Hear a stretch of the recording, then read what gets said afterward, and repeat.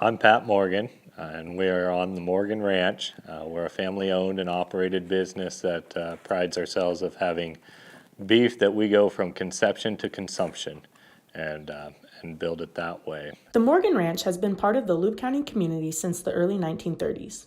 Currently, 4 generations live on the land.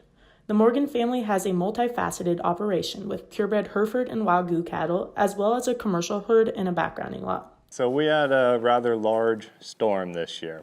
They call it a generational storm, which I sure hope that is true because it was significant. Now we are lucky, we're in the Sandhills of Nebraska. We have really good protection. These hills can work, and the cows know that. So we let our main herd of cows, the older cows that know what they're doing, we let them hang out in the hills, make sure there's good grass. Hopefully they split up a little bit and they get on the proper face of the hill. We do check them regularly, but we allow them just to decide where the best place is. The Morgan family knew they had to prepare for the storm. With cattle to feed, equipment to run, and being half an hour from town, bringing in extra feedstuff and fuel was essential. Well, then we're looking at a week's time of feeding that's happened. Start run low on feed. We can't get any feed in yet. Whether it's the distillers can't show up because the train can't run to move the ethanol out, the hay can't get here because the road to the field is washed out, the corn can't come in because it's too muddy around the corn bins. There is no way to get any feed in then. So then we had the issue of having to supplement, trying to reshuffle our rations so that we can continue feeding as we run out of this or that.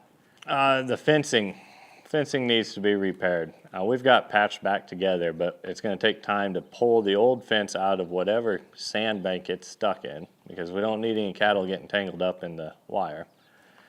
And it's going to take time to run the fences and put in the new posts and the new wire. The Morgan Ranch was one of many ranches that were affected by the March flooding. While they were coordinating their own operation, the Region 26 Emergency Management Center was coordinating relief efforts for 8 counties in the area. I'm Alma Beelan. I'm the Emergency Manager and 911 Director for Region 26, and we cover 8 counties here in central Nebraska. It was really different for us, just like it was for everyone else in the state. It was a huge phenomenon, I guess. But we had flooding that started here that headed east. So when water came through here and hit the rivers, then that was headed on east. So it did do a lot of flooding here. We didn't have it as bad as we did in eastern Nebraska, but still all the same, we had a lot of damages. So we did have livestock loss. We had a lot of fences that were gone and roads.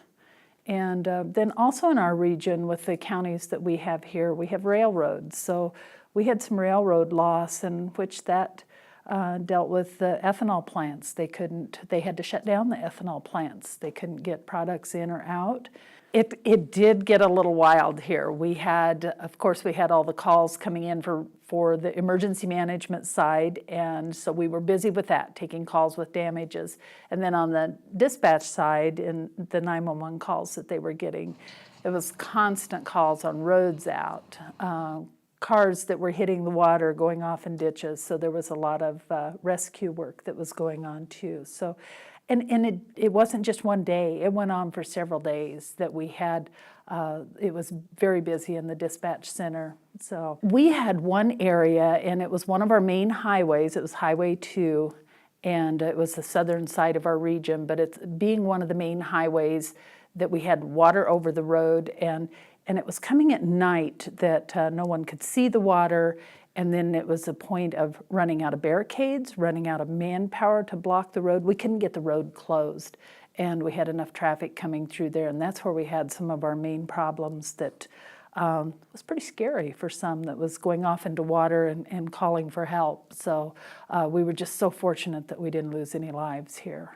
You know, it's going to take a long time for them. There's going to be scars that are left, and not just financial, but there's going to be a lot of mental issues with people that have lost so much, and you can't see some of the losses right now. Now that the water's gone, you can't see it, but they're still dealing with it out there.